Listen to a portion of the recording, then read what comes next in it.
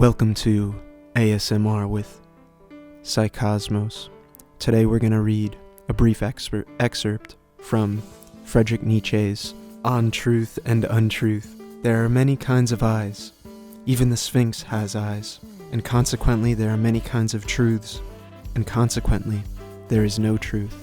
Think about that, as we also think about that, and we attempt to break it down for you.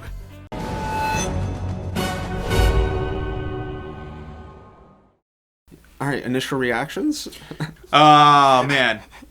I definitely dig it. I like any reference to the Sphinx. The Sphinx is awesome. Super cool monument, a lot of deep philosophy and symbolism there. And I think what he's really just trying to get at is there is no one truth, because every single person looks at it. Because eyes doesn't necessarily just have to be physical eyes. It can be just how you... Metaphorical eyes. Yes, how you view and interpret things. Because that's what your eyes do. They don't just give you like a picture-clear image of an objective image of everything. It gives you what it is picking up on based off of what it can pick up in the environment. It's basically saying, from my interpretation, so because everyone has their eyes, or because everyone sees things differently and perceives things differently, there is no single truth. So it's like when there's a lot of eyes looking at one thing, one truth, so to say, one truth. Everyone has their own interpretation of what that truth actually means, and in the end, there is no truth because everyone's opinion. So you may be asking yourselves, what's going on? Well, this is the Psycosmos Book Club, where we share wisdom from some of our favorite reading passages endeavors of our favorite books. Dan right now is enjoying this collection of... I don't know if enjoying's the word, but it definitely has some... He has some very interesting things to say, very difficult things to understand. I think what I like about it is I will get to a point in this book where I grasp it and I'm like, I know what he's saying, and then you lose it again for a little bit. And then you reread it, and then you begin to grasp it again. It is terrible to die of thirst in the ocean. Must you salt the truth so heavily that it no longer even quenches thirst? What? So what he's saying here's what he's saying. He's saying, must you salt? So when you're in the ocean, you are completely surrounded by water that you can't drink. Because it's salty and it'll dehydrate you as opposed to hydrating you. So in this metaphor here, it's the way he phrases the second part. It's a question. Mm-hmm. Like he's... Must you salt the door truth? So like the ocean is, or at least water, the water of the ocean is representative of the truth. And there's so much of it. So what is the salt is the question. Yeah. What is the salt representing? It's that, I think that salt represents something in the truth. Something impure. It's something impure because drinking water, you think of it as pure, and it refreshes you and it brings in nutrients and whatever else your body needs to maintain its equilibrium. Mm-hmm. And then if you start adding salt or impurities to that, yes, it starts to throw off your equilibrium and it'll eventually kill you. Yes. So, I think that salt represents, definitely like you said, an impurity in the truth. That's kind of the part of the truth that may like cut a little bit, or might like really hit you hard. It hurts you. It might destroy a part of you. Yeah.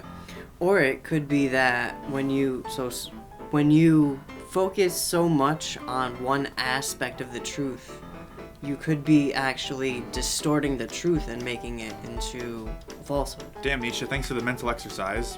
The entire cognitive apparatus is an apparatus for abstraction and simplification, designed not for knowledge, but for gaining control of things. And means are as far from what is essential as are concepts. With and means, one gains control of the process. One invents a process that can be grasped. Concepts, however, being the things that make up the process.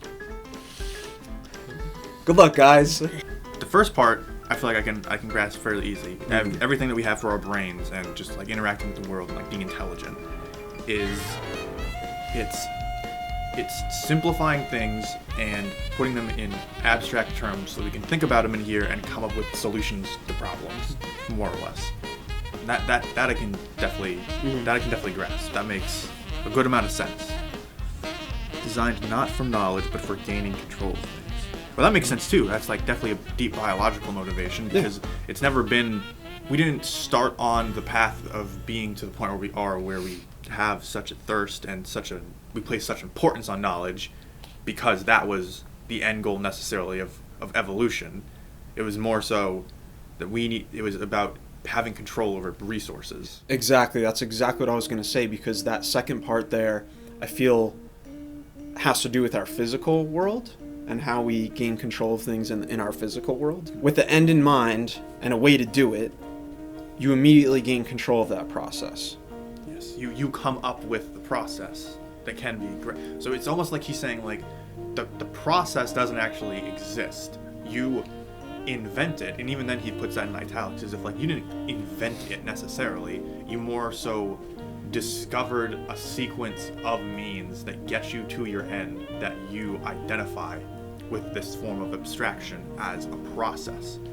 And then since you know then that you have a process and you can grasp that process, okay, I got steps that I gotta do now for my means to get to the end, then you have control over that process. And I think I'm now, after we broke that down, I'm understanding what he means by the concepts part.